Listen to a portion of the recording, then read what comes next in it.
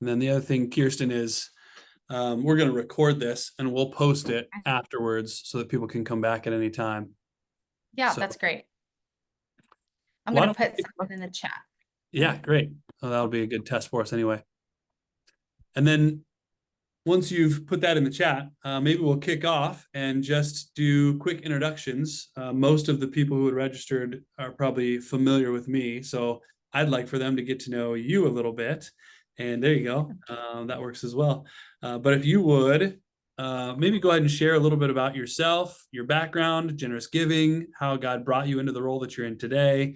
I know that you were at a church for a long time, but go ahead and share with the group a little bit about that side.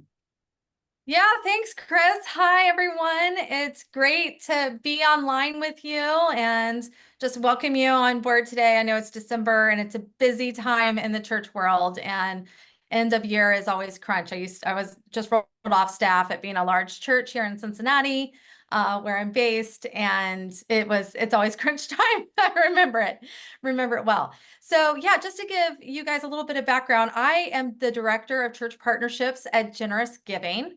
And if you haven't heard of Generous Giving before, we're a company a nonprofit that is funded by some businesses and some businessmen and some foundations to make sure that people can get this message of generosity out. And there's actually no cost to anything that we do there. Everything that we do is free. But what we're known for is building a culture of generosity and using a tool called a Journey of Generosity retreat that does help churches and helps individuals think about, hey, how might we do generosity differently? And the way I got into this is kind of interesting. I actually was an architect in my former life, architect in urban redevelopment. And God kind of had a radical event that happened. And I ended up working at a church about 10 years ago and came on staff and ended up being the director of generosity and stewardship at Crossroads Church in Cincinnati, which is a larger church with 10 locations, and we're in a couple states. And during that time, an interesting thing happened. We had kind of survived on campaigns the entire lifespan of the church. And one of the questions leadership asked me was, hey, Kirsten, is there a better way to do this? What is the gold standard out there for doing generosity in the church where we don't have to survive on campaigns? And I think, there was a little bit of campaign fatigue just among the staff and also just with the people in the church too. So I went and studied churches all over America. I gave money to a bunch of churches just to see what happens. If I give you money, do you even know who I am? And I ended up reaching out to a lot of people who've been in this for 40 years and have seen the different trends come, and was able to test a lot of things at our church on, hey, what seems to work, what doesn't. We also did this during COVID, pre-COVID, and then post-COVID, because we saw different things work post-COVID. And also as we're trying to relate to the younger generation and keep things fresh.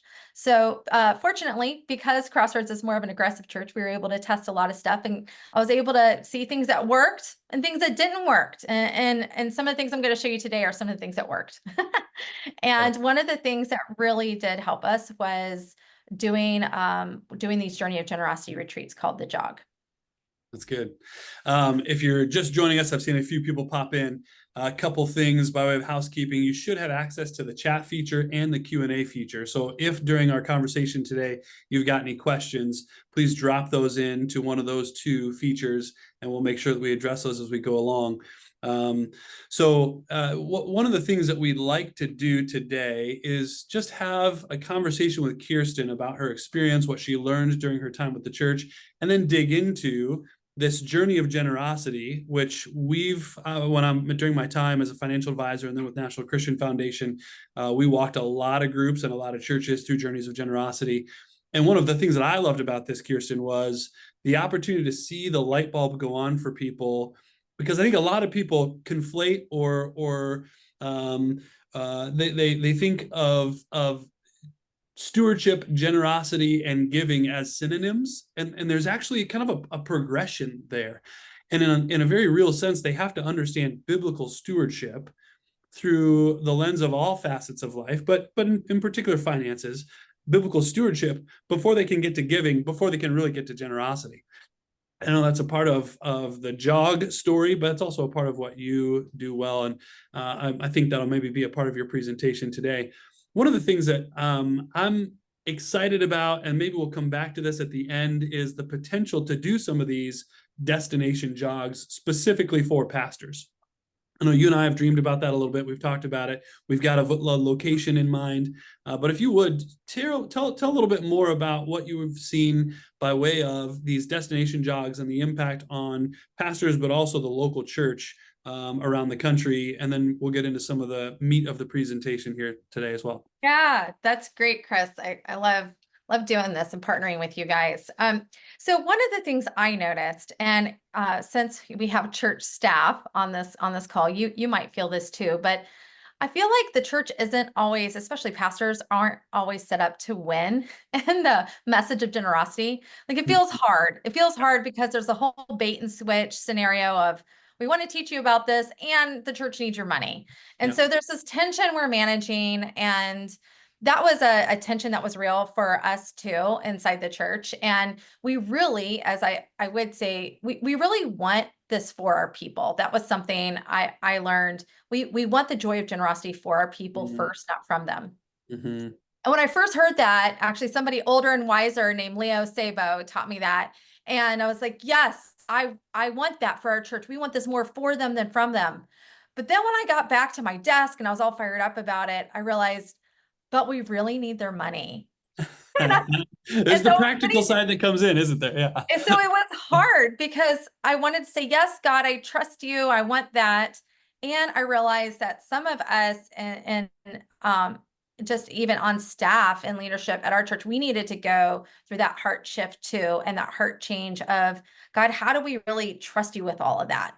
And how does this work? Because we don't necessarily feel really empowered to talk about it. It's a little awkward, when you don't join staff to talk to people about money. That's not, we came on staff because we want to teach people about Jesus. And there's people that attend your church that are way wealthier and make a lot of money. And those of us who went on staff didn't show up for the paycheck. So there's that tension there, right? One of the things I loved about the jog, and we took all of our pastors and their spouses through this jog, this Journey of Generosity retreat, is that it's a conversation. And it was a conversation that empowered us and gave us time to think about, well, where do we fit in this? Where is my heart? Where am I at in it? And I think I made the assumption that I was farther along in my generosity journey than I really was. And when I had that intentional time to listen to other stories and go through the experience, I realized, wow, I really have a lot of room to grow here personally. And I think when we go through our own personal growth and are empowered in our own generosity story and where God's shown up in it, especially as staff, and I saw this in our pastors, especially even the younger pastors, it really does equip us to better lead, and equips us to be able to teach and to not be apologetic about it, but to be able to do this with empowerment. And I've also seen, and as we all know, if you are going through a marriage seminar or marriage retreat, it's always better to get away and spend time together. And then that experience, it tends to go a little bit deeper than just a one-off class that you're fitting into your, already busy schedule of coming and going. So the more time that you take to just really get into it, I think the more room the Holy Spirit has to work. It's also a really sweet time for spouses, to dig into your marriage and be together. So for people who are married, it allows that intentional conversation to happen, which just doesn't always naturally happen when you're in the, regular coming and going of your days. Yep. Yeah, I'll just share personal testimony and then we'll let you get into the meat of your presentation. If you're just joining us, I've seen a couple more people jump in. Kirsten Schwartz is the National Director of Church Partnerships for Generous Giving.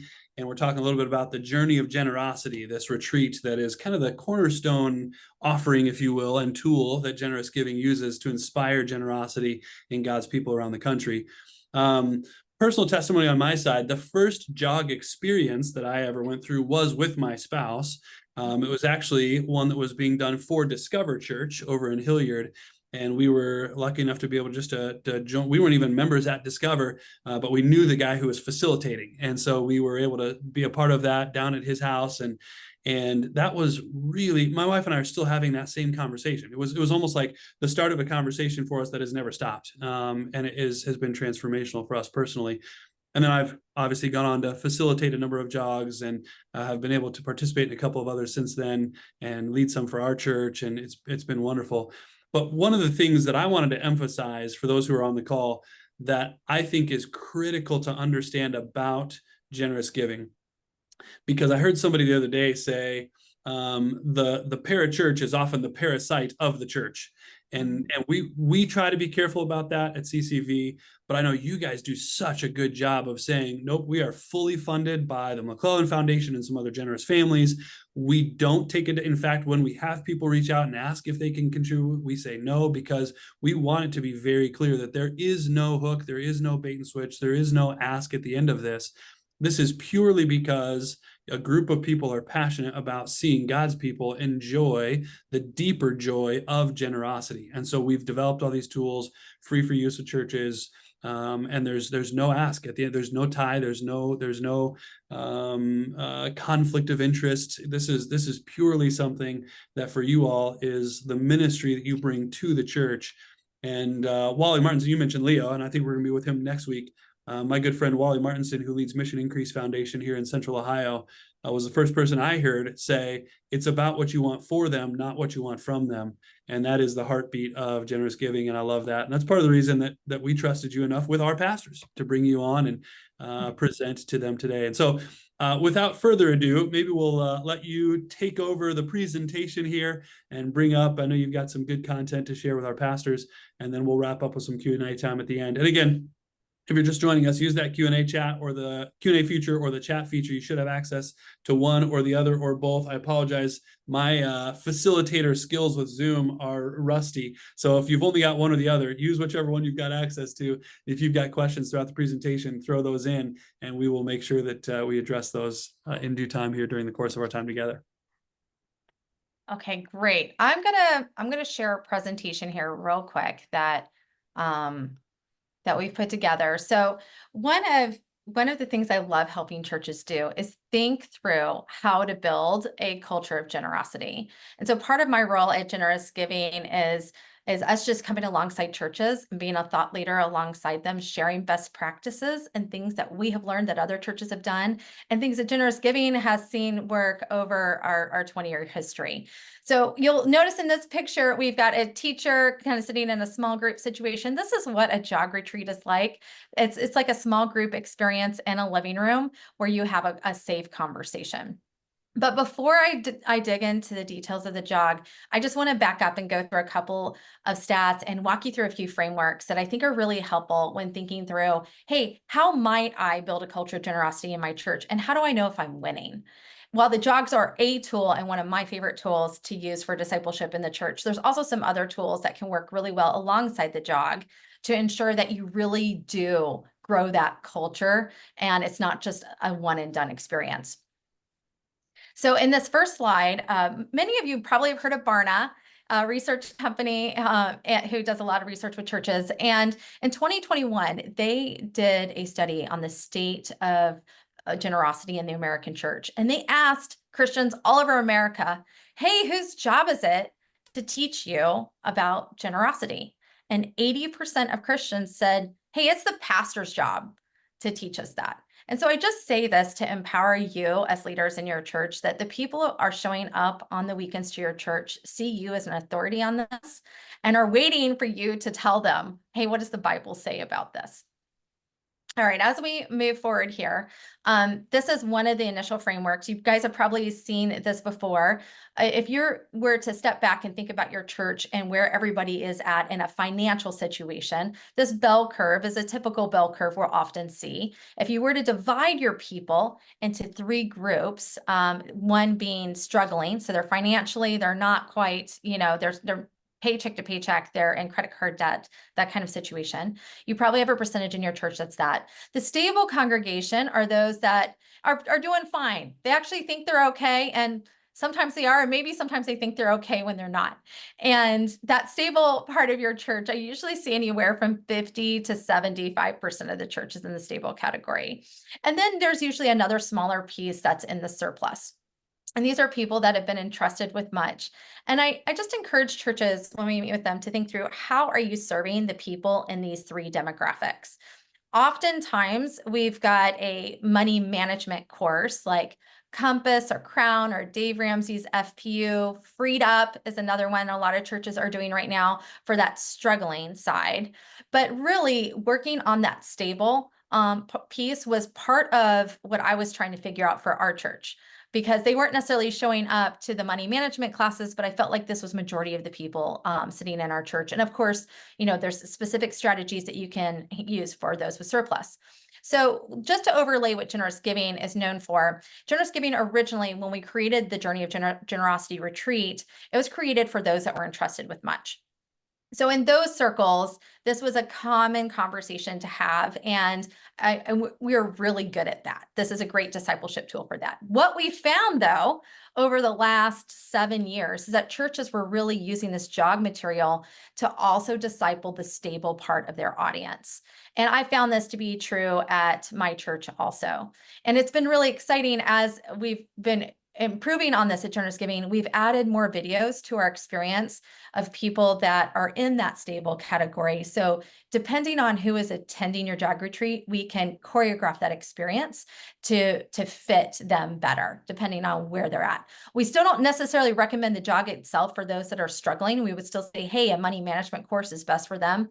But in my experience, even if we had some people who were in the struggling category attend a jog, it was really interesting. I found that when they got out of the jog, it made them want to go sign up for that money management course right away. Because Chris, as you alluded to at the beginning, stewardship and generosity are like two sides of the same coin. And if you don't know how to be a good steward, you can't be generous. And so once they go through the course, they're like, oh my goodness, we really want to be able to be generous, but we got to be a good steward first. So we need to get into a money management course to be able to do that.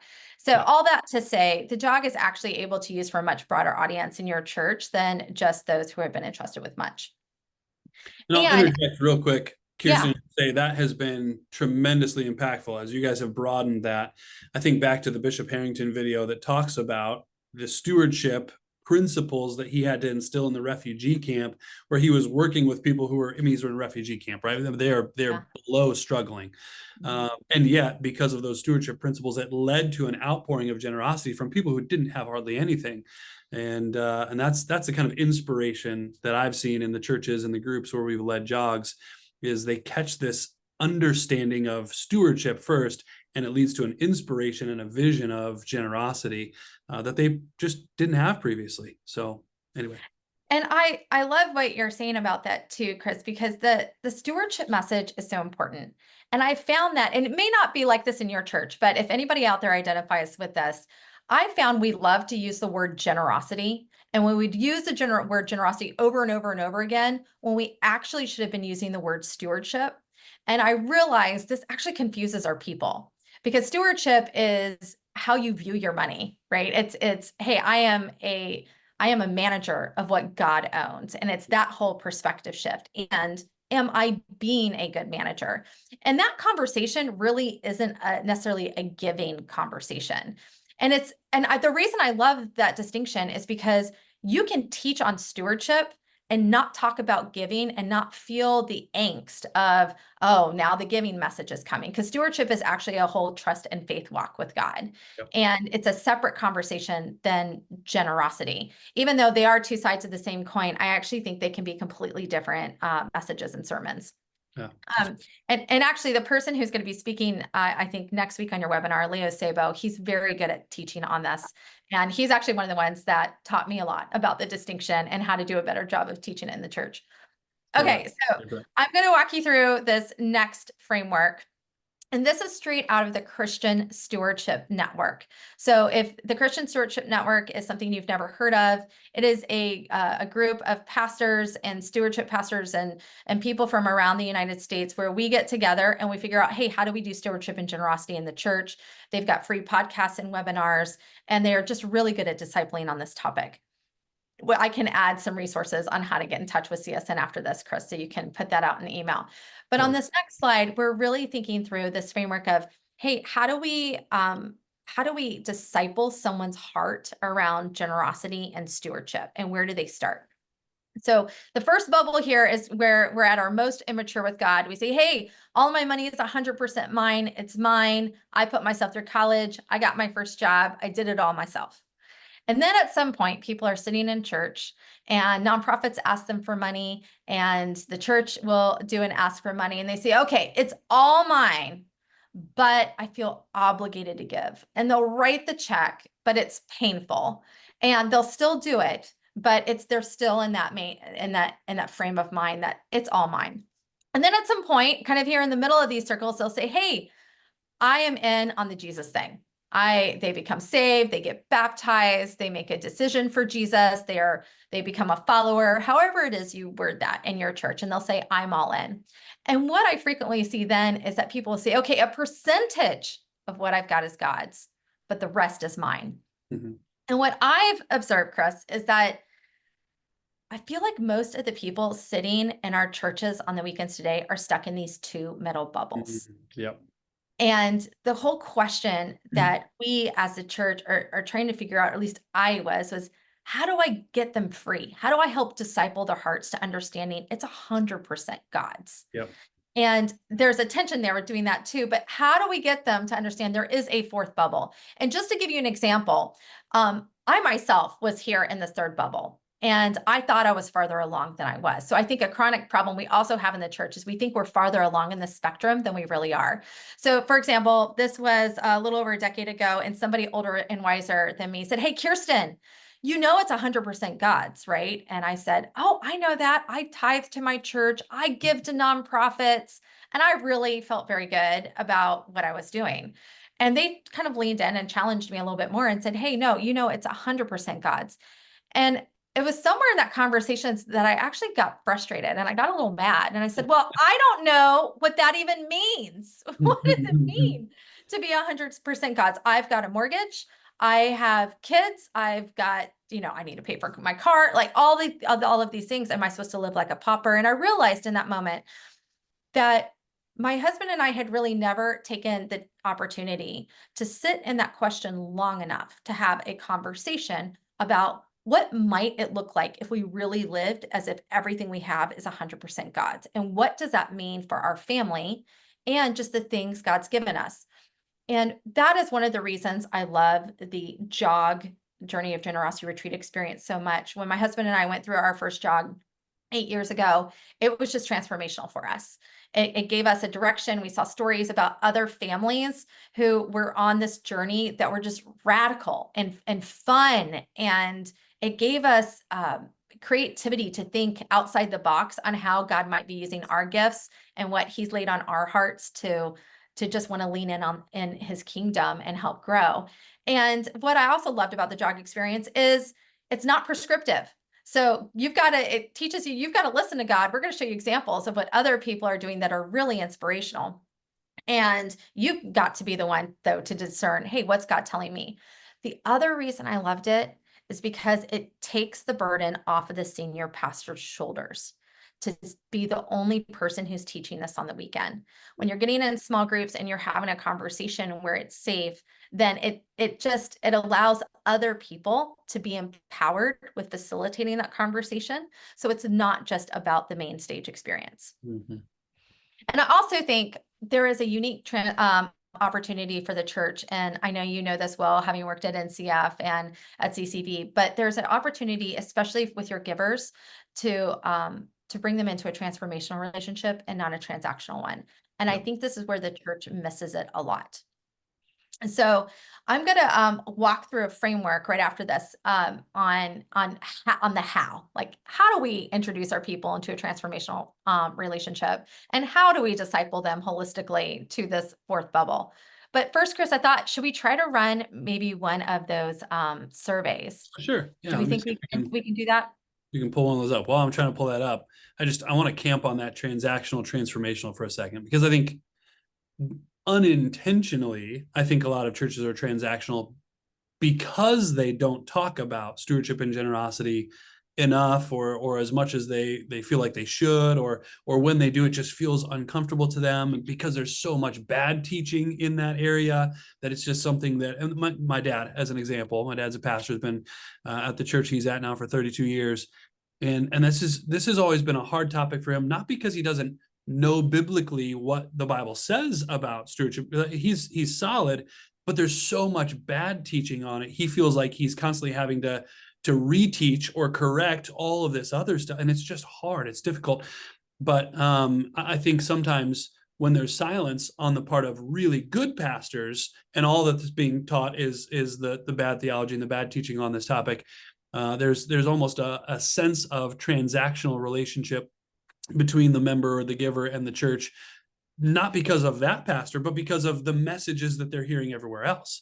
And I think this is an opportunity for pastors to overcome some of that in a really healthy way, which is great. I'm glad you're putting us through this. Let me pull up this poll.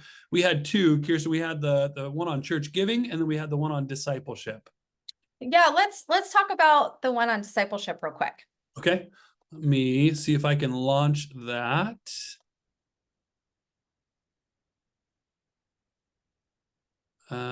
Tell you what, that one's grayed out. I think I have to end. Oh, let's go ahead and do the There we first go. one then.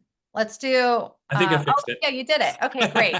So, do you feel you could use help with discipling your people around stewardship and generosity? And what I'm just interested in hearing from you, the people on this call, is, hey, we're rocking it. We're doing great. We really feel like we're owning it, because I really would love to talk to you and learn from you and hear more about what is working for you.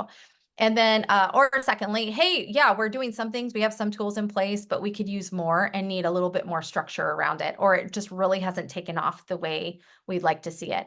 Or number three, we really don't have anything concrete in place, and this is an outage. This is a place where we'd like to see an opportunity for growth.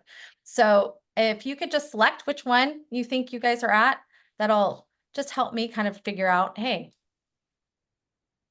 who's here and what are we doing and where are people at right now? All right, Chris, I'm going to go on to this next slide where we kind of get to the how. So this is really the meat of, hey, Kirsten, what are all the different ways we could really do this transformational relationship, which I would say we kind of goes back to that bullet we talked about at the beginning of, the church, the people in your church need to feel that you want the joy of generosity for them, not from them, and first. And that's where kind of the crux of all this comes together. Okay, so on this next slide, we're going to start with this bottom tier down here on teaching. And these are just the things that I have noticed over all of the churches I've spoken to over the United States and all different denominations and all church sizes, that the churches that really have a great growing culture of generosity seem to have these 5 common characteristics. I'm going to walk us through them. If there is a time where you're like, hey, Kirsten, I would love to know more about that one thing, then I'll have my contact information at the end of this, and you can feel free to reach out to me, and I'll talk to you a little bit more about it. But the first is on teaching. So what I've noticed is that the senior pastor is teaching on this at least every 12 to 18 months.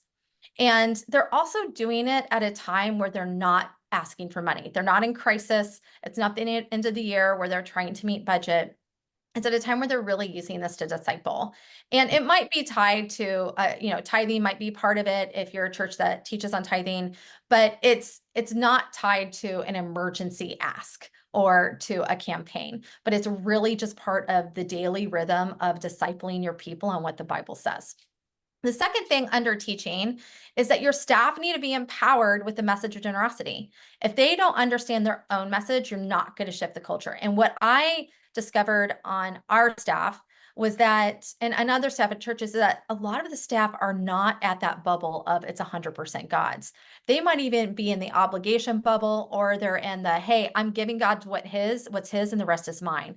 But that even our hearts on staff really need this. And you're not going to shift the culture if your staff aren't there. And I'm not saying they need to be experts in the theology of what the Bible says about money, but they at least need to be resourced and empowered with, hey, what is my generosity story? How have I seen God show up in it? And can I articulate that to somebody else if and when that conversation was to arise? The third thing here are offering setup. So from your weekend experience, do you most churches will have something where 30 to 90 seconds, they're talking about a giving moment or an offering setup. You may not pass the bag anymore since COVID, which we've seen a lot of churches stop that, but they'll still have something that addresses here. My key takeaway from this is if your audience can recite your giving moment or offering setup, you're wasting your time. That you want to be able to be creative with this. And I know it's kind of a pain in the butt because everybody's like, oh, who's going to come up with the giving moment this week? But there are some really creative ways to do it. One of the ways we learned at Crossroads was that if the worship leader set up the giving moment, that was really well received. And by showing personal stories of heart change by people in the church around money and not necessarily giving to the church, but just how going through a course like a jog or a financial money management course helped their marriage. They saw things healed, and featuring those stories really helped people believe, wow, my church wants this for me, not from me.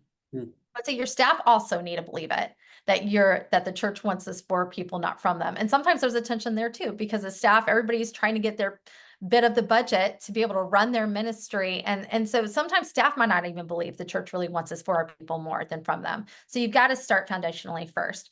One of the places I do love using the jog experience is with senior pastors. So taking pastors, your leadership team through it, your elders, and spouses at the same time. It also is great for staff. So many churches across the US are taking all of their staff through it. So they'll use a staff training day during the week, and we'll do a jog from 9 to 4.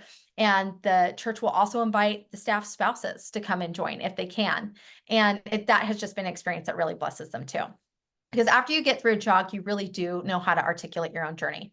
Okay, so the next thing on top of teaching that I usually see churches have is they'll have a stewardship or financial ministry. This is something that's helping them get out of debt. This is like Dave Ramsey's FPU or Crown or Compass or Freed Up, or you might have just done your own. Or they'll also have something around wills and trusts and some education around that. If they have that department, sometimes that's in a different department of the church in small groups or discipleship, which is totally fine. And they also will have a high capacity giver or some kind of intentional relationship engagement strategy around their givers. Some churches have both, some have one or the other, some don't have either, but I've just noticed the churches that are really good at this have both of these. Mm-hmm. On top, and the other great thing is jogs are a great tool for all three of these. So if you have people that have gone through your budgeting course, a jog is a great next step, a great next small group experience for people to go through.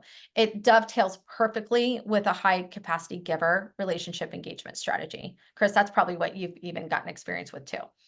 It has been a little bit, yeah. And so there's a couple thoughts on that. First of all, to your point about taking the church pastors and staff through a jog. After I had been through one with my wife, and then I had facilitated a few, I was on the elder board at my local church, and I went to our pastors and said, hey, we need to get the pastors and the elders, but we also took our community group leaders as a part of that staff retreat through the journey of generosity, with the mindset of giving the community group leaders the tools that they needed, now that you guys do online training for jog facilitators, to be able to take their community groups through a jog. It's already a safe space that's been curated. They've got relationships. It's people they trust. That was just an easy path for us to essentially get the entire church to experience a journey of generosity in a way that removed all of the obligation and the organization from the pastors, right? Once we had taken the community group leaders through it, they had the ability to organize their own. And it was so impactful. The first one, going through it with the staff and the community group leaders, I mean, tears in the room, but just very vulnerably opening up about what God had been doing in their lives and how this was impacting them. And then they walked away from that excited to share that experience with the rest of their church. So that was a success story for our little church plant that I was helping out with at that time. And then to your point about the stewardship financial ministry and the high capacity givers, I just had a question, and maybe you don't have this statistic right off the top of your head. I'm putting you on the spot here, but how many churches do you see that have a stewardship ministry? And then how many churches do you see that have a high capacity giver relationship ministry? And if the number is different, how many churches do you see that have both? Yeah, great question. Well, more churches have that stewardship ministry, that financial stewardship ministry for sure, because they're trying to help somebody get out of debt. fewer churches have that high capacity giver, intentional thing, some kind of intentional person who's really running that strategy. And I found that also depends on the size of the church. So sometimes the larger churches will actually have a staff person who is managing that high capacity giver relationship, sometimes as a volunteer. However, I will say I've spoken with more mid-size and smaller churches over the last 6 months, and I have been impressed with how many pastors, especially younger pastors, realize how important this is and are starting to reach out and really build relationship with those have been entrusted with much, knowing there's a different kind of discipleship. They're in a different war with money than somebody is, who is struggling financially. The enemy is attacking them in different ways and really wants to take them down. So while I would say the high capacity givers tends to be the one I see less of, I have been impressed that churches want to have this and they recognize the need for it. Sometimes it's just a capacity issue. Hey, how do we have time to do that? And this is where I'd encourage you to look at people in your church who are lay leaders, people who are volunteers in your church, who are successful, who have a passion for generosity. Like if I could tell you, hey, think about a generosity couple in your church. Like if you were to give somebody the title generosity champion, who might that be? Most of the churches I talk to cannot just name one couple off the top of their head, but can name multiple people who might be really good at that. And they can come alongside the pastor and help with those relationships and help with discipling them. So that's another way this doesn't have to all land on the senior pastor's shoulders, that there's another way to distribute that load. There's fewer churches that have both. So I can't give you a percentage. I mean, I would say anywhere from 10% of the churches I talk to have both, but I will tell you the churches that do both of these ministries are, I see a strong shift in them because they are empowering their people with the message at all stages of that bell curve that we were looking at. Yeah, does that make sense? It does, yeah. And one just quick note that came to my mind as you were sharing about the high capacity giver ministry specifically. I saw this when the high capacity givers that we were working with the National Christian Foundation, and I've seen it in the pastors that have that ministry. The pastors that have that ministry that do it really, really well recognize the discipleship needs of that group that you hinted at. Because oftentimes those high capacity givers, not only are they a target for the enemy because of their capacity, and money has a different is a different weapon at that, but also they are so lonely, so isolated, and so targeted by everybody else who wants a part, that the trust factor and the relationship is really critical, because they don't feel like they can trust anyone else, and they don't feel like they have a genuine relationship with many people. And so having someone in place and having a ministry in place that really clearly communicates that this is what we want for you, not what we want from you, because everybody else is coming to them for what they want from them. And when their church does a really good job of discipling and ministering to them and recognizing, because of what you've been entrusted with, you are lonely, you are isolated, you are under constant pressure, and is able to minister to them as people in that specific space, that is a beautiful thing. And it really does a lot of soul care for those individuals that they just don't get anywhere else. So yeah, they get to experience freedom in a place that's usually they can never talk about, and they are often very isolated in, and that's so exciting. Okay, so the next thing on what we're building here in this framework is giver communication. So I believe that giver communication, the purpose of it is so that your current givers feel known, needed, and valued. And that's a strategy we came up with at Crossroads, and we found it to be really important. If your givers feel known, needed, and valued, they're not going to stop their giving. They're not going to leave the church. They're going to tell other people about why they love their church and why they trust them with their money. And they're kind of like your best disciples for discipling other people, right? So there's 4 places that along a giver's journey that are really key to reaching out to them, that where you really get the bang for the buck. The first is first-time givers. So when somebody trusts your church with their money for the first time, this is a really, really pivotal point in their relationship with the church. And it's a key place for the church to take the opportunity to say, hey, we care about you more than the $50 you just gave for the first time. So let me give you an example of what that can look like on how the church can do this differently. I don't think the handwritten note, thank you note, is best for this. I think an email or a text is best. And it looks something like this. Rather than me, I give $50 to your church and I get an automated email that comes back and says, hey, Kirsten, thanks for giving to our church. You're changing lives for the kingdom, or something like that, period. And that's usually the end of what that communication looks like.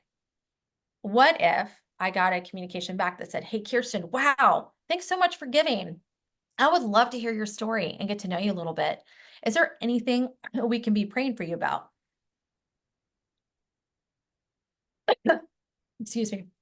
So I think the church misses the opportunity on that a lot. Hey, Chris, could we run Yes. that other one right now so I can get. Yep. Well, in fact, I'll even share the results from the previous poll. So do you feel you could use help with discipling your people around stewardship and generosity? There were 3 options. We're rocking it. We have some tools in place, but could use more. We really don't have anything concrete in place.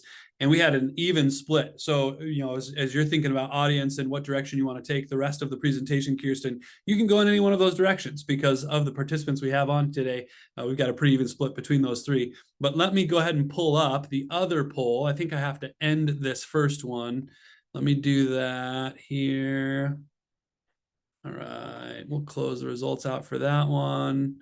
And how do I go? I'll go back. Here we go. All right. Oh, you know what? Because we ran church giving during, relaunch. Here we go. We ran that during our practice session. I wasn't sure it was going to let me do it, but let's do that now. All right. That should be coming up for everybody. Okay, good. Has your church giving over the last couple of years increased, decreased, or remained consistent? So if you guys can answer that one, that'll just kind of give us an idea on the temperature of how are things going here end of year. And Chris, there's one question here Larry Davis asked is the chat option disabled? Are we able to, I think the chat is disabled on there. I don't know if there's a way to flip that on your settings so people can chat in their questions. Let me see. It's all right. I'll keep going and then you let me know if we can solve that. All right, perfect. I'm glad to know the Q&A feature is working, so that might be where you want to put your questions, but I will see if we can get the chat feature opened as well. Okay, no worries. So I'm going to keep going. So we just talked about first-time giver communication being one of those places where you can really bring somebody in and say, hey, we care about you more than your $50 you just gave. And it allows people to hit reply on the email or text to have a conversation with you and for you to be able to send them to the next person. For instance, they may reply, hey, yeah, my wife's really looking for a women's group. And you can say, great, let me introduce you to the person who can handle that for you. And so it just makes your people feel more cared for. And all of a sudden they say, wow, my church really does care about me. The second place that I think you get the biggest bang for the buck and reach out to your givers is what I'd call an engaged giver. And this is somebody who gives year in and year out to your church, and they should get at least one communication from somebody on your staff per year. And you have to choose what the threshold is for you. I wouldn't say this is a tithing threshold. This is somewhere below that, where you're at least recognizing those who are consistently giving.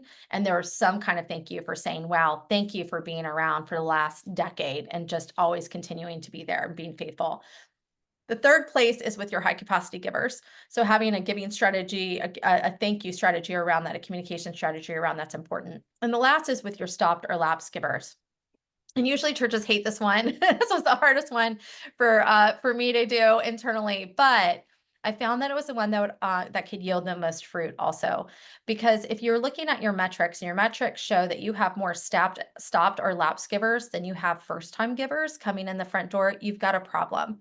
That means there's more people going out the back door than coming in the front door. And there's reasons people stop giving that aren't because they left your church. So it's also an indication that there's something up in that person's life. They could have lost a job. They might be going through medical treatments. They could be going through a divorce. And it's an indication that, hey, the church needs to be here for you. And sometimes it does mean they've left a church. And I found in those instances when you say, hey, we know you found another church home. We just want you to know, hey, we bless you. We hope that that new place you land, that it's the right season for you and your family. And we want you to know you're welcome back here anytime. And let me tell you, churches don't do this, but people, what that tells someone when they leave your church is, wow, the church noticed that I left and they cared about me when I left. And what I've also seen is those people don't forget that. And oftentimes they end up coming back because they remember that their church knew them and felt them, made them feel known and valued. Okay, so beyond giver, do you want to go into that, Chris, a little bit more? Well, I was going to mention two things. First of all, on the polls, I should have mentioned this earlier, but number one, just know that all of those are anonymous. So on the responses, we had increasing and remain consistent as the two primary responses. Didn't have anybody so far that said decreasing in their giving, which is great news because most of the churches around the country, between economy, between decreased attendance, between a number of factors, a lot of churches are seeing decreased giving. Now, if you look at that per family unit, that might not be, but as an overall budget, that's a lot of what we're seeing on a regular basis. And then number two, logistically, real quick, I did get the chat open, so I'm dropping a note in there real quick. That should be available, so either that or the Q&A. But Kirsten, coming back to your last point, which was, I got myself distracted and sidetracked. We're going to have to come back to lapsed givers, lapsed and stopped givers, people coming so back into the church. I mentioned to you that one of our upcoming Lunch and Learn live streams is going to be with the leader for the Keller Center for Cultural Apologetics, Michael Graham. Michael wrote a book while he was living down in Orlando, Florida, called The Great De-Churching. And that's one of the things that he's going to get into is they now have a program called The Great Rechurching, but the importance of follow-up with individuals who have dropped off the radar, whether it's they've stopped attending, they've stopped giving, whatever the case is. So often, I think churches, maybe because they just simply don't have the mechanisms in place, or because it is a hard relationally to reach back out, and it's scary and it's painful sometimes. But reaching back out and letting those people know that they're missed is just so key. So I'm glad you brought that up. That was good. Well, the last thing on here beyond giver communication is metrics. So you need to be able to measure to know if you're winning. And I found that just getting through data was one of the biggest stumbling blocks to beginning this whole strategy. So when you're looking through this, if you need some advice on, hey, how might we layer our giving metrics on something? One of my favorites is Mortar Stone, which you can layer on top of almost any church CRM that you might be using. It has an automatic API, but there's a few out there that you can just layer on top of what you already have. And it gives you all your first-time givers, engaged givers. It allows you to slice and dice your data so that you can see it and actually know, hey, is what we're doing, is it working? When our pastor did teach on that stewardship topic and didn't have it tied to a campaign, did we see a shift in our people over time? And I think as we see giving increasing, that's a sign of a healthy church. So you want to see healthy churches where you have more first-time givers, your engaged givers are giving more. You have a lower percentage of stopped givers. And all of these are signs of a healthy church. In addition to, I often see engagement with the church increases when giving is increasing, volunteering increases. And so we want to see all of those things go up into the right. So I just think it's important that you're able to measure so that you know what's working. All right, so those are the main 5 things. I'm going to go back and shift over into jogs for a second. Chris, do you have anything else you'd like to say on this? No, this is great. The only other piece as it relates to the metrics and the healthy church piece, our pastor, this is, again, when I was helping out with this church plant, I loved how he framed it because, and maybe this is partially, I loved it because of my background as a financial planner, but he would regularly say when he was teaching, number one, he disconnected the teaching from any sort of a campaign, but he would always say, if we are a bad kingdom investment, then we need to help you find a church that you think is a good kingdom investment. If you don't feel like you can give here, and that we, with those dollars that you've entrusted with us, that are God's dollars that you've entrusted with us to have kingdom impact, if you don't feel like we're going to do a good job having kingdom impact, we need to help you find a church where you would feel like you could invest those dollars and it would be a kingdom investment for kingdom impact.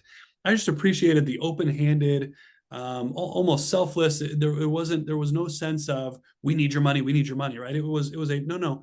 We believe we are a good kingdom investment, but if you don't believe that, let us help you find a church that you think is. And I like the way that he framed that. I think it was a good perspective shift for a lot of our people. So. Oh, I love that too. And I think that really communicates, hey, we care about this more for you than from you.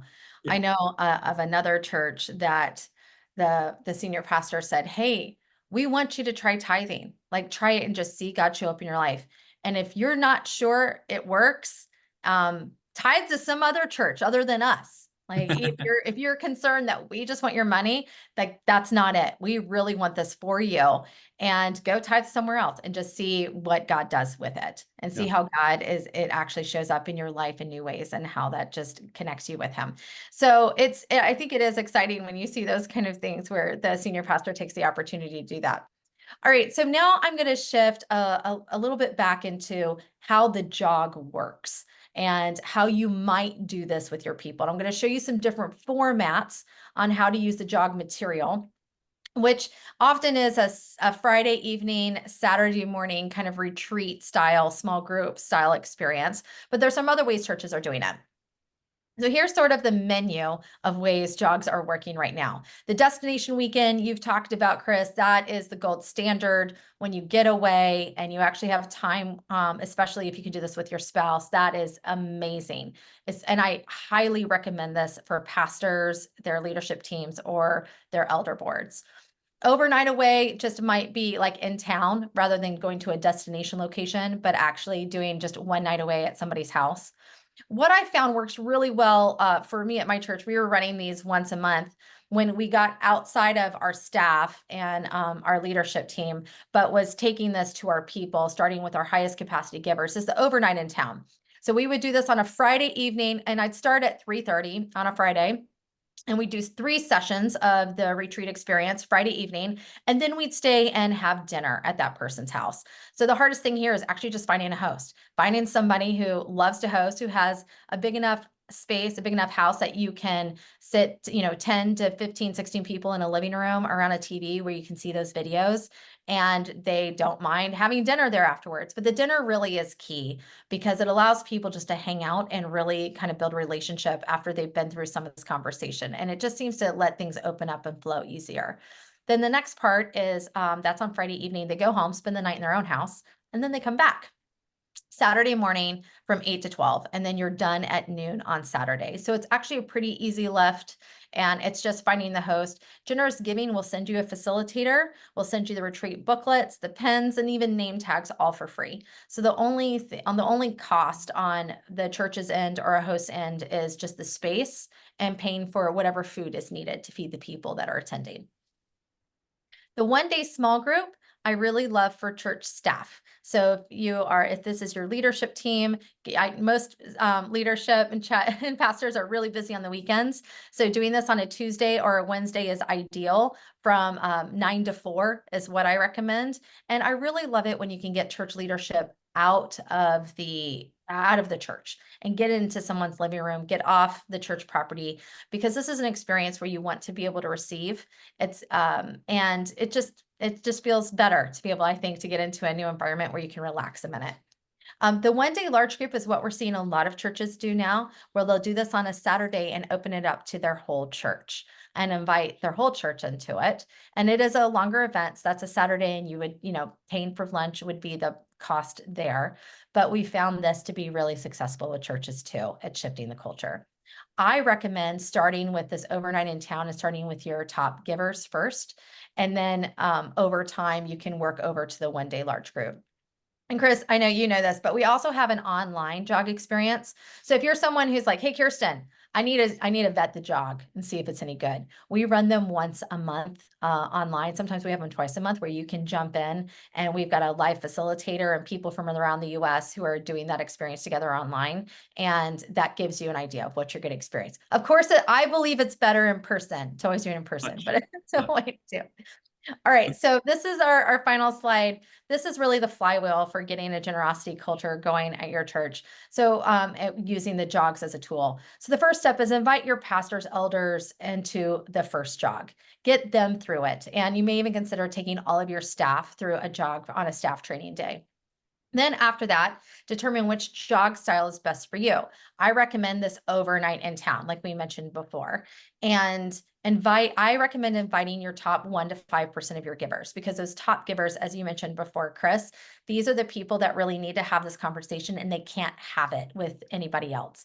It's really helpful if they're amongst peers. If they are with people who are in a much lower income bracket, they tend not to share very much. So if you can just kind of target that top 1% of your givers and invite them together into that experience, it is a really freeing conversation for them.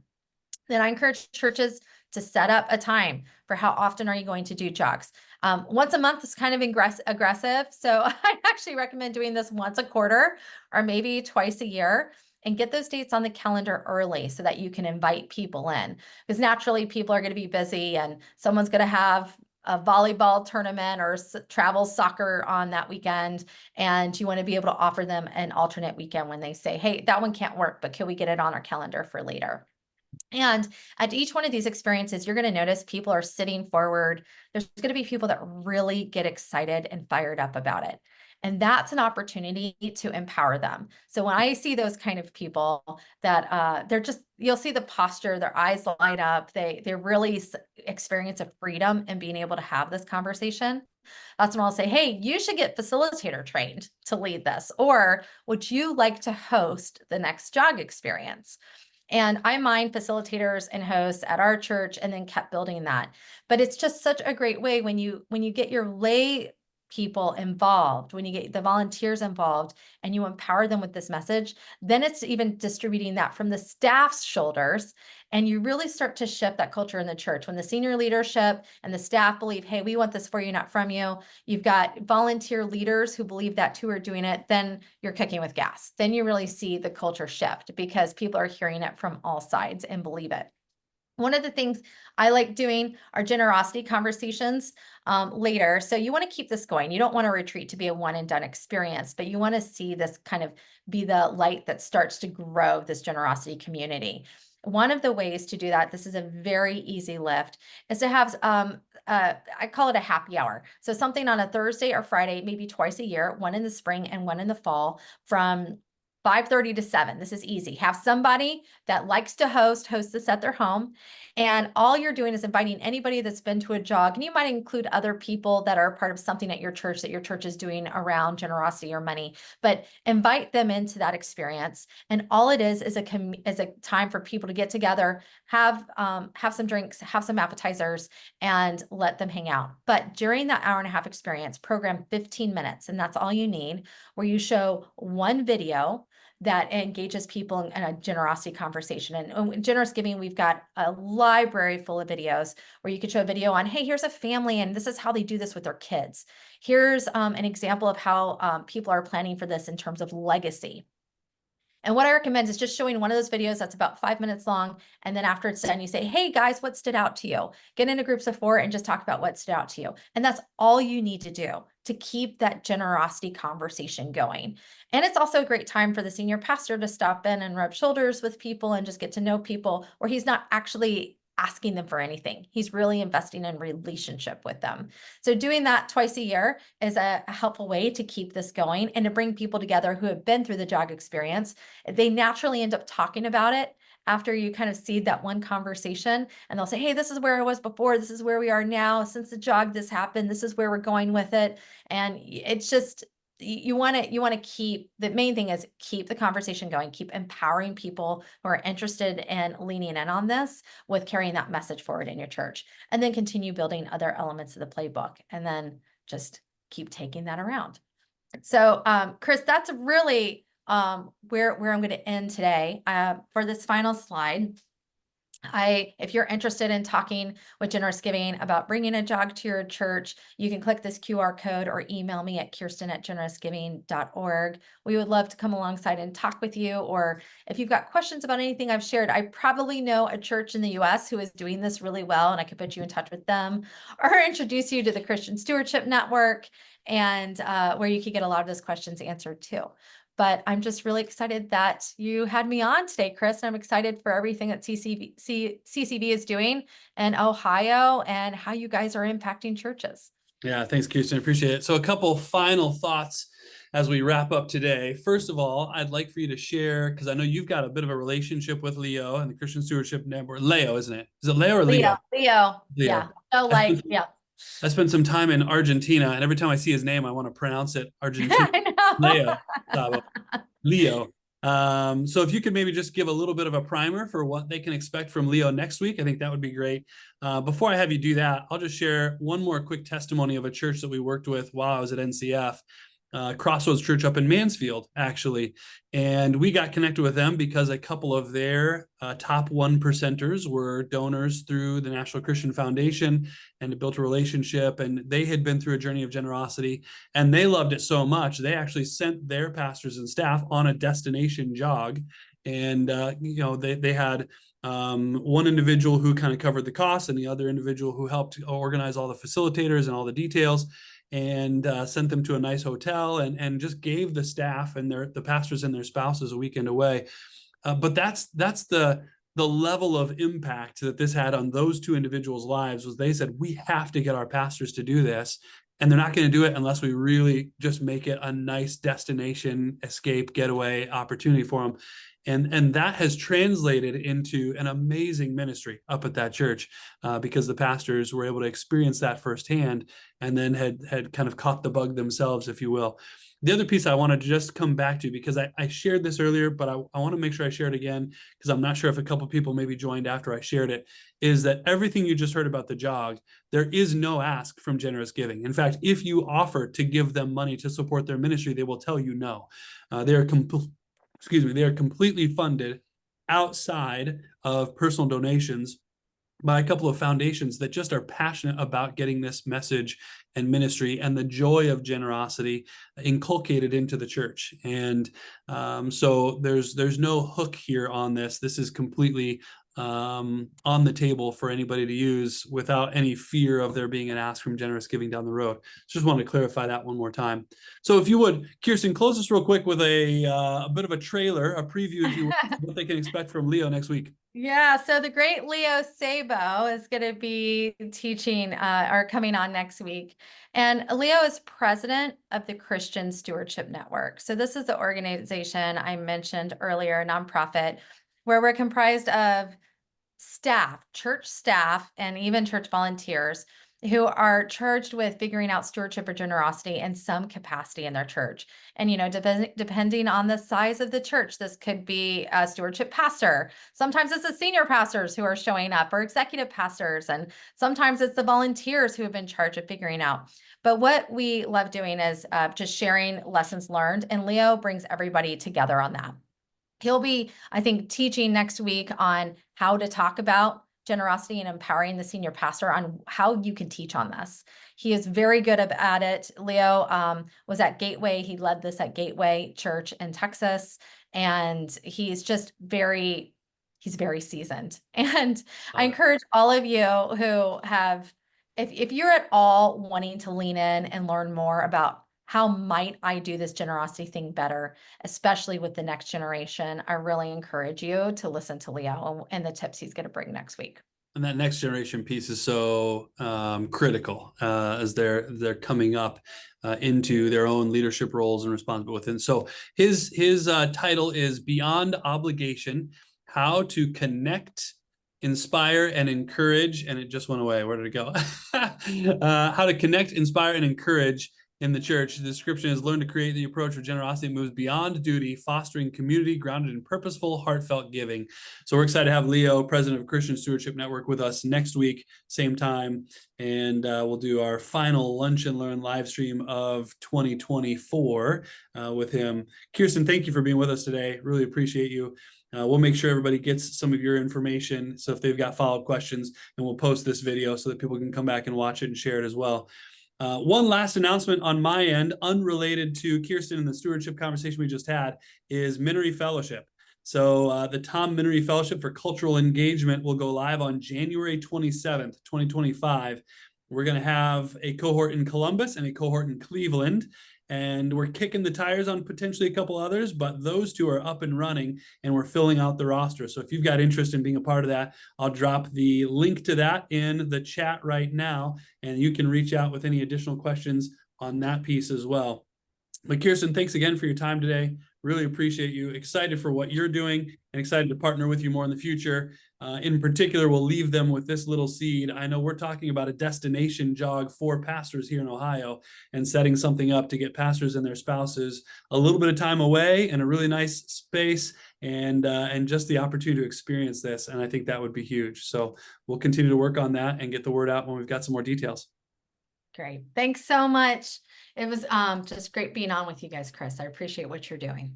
Yeah. Thanks for your time today. Appreciate you.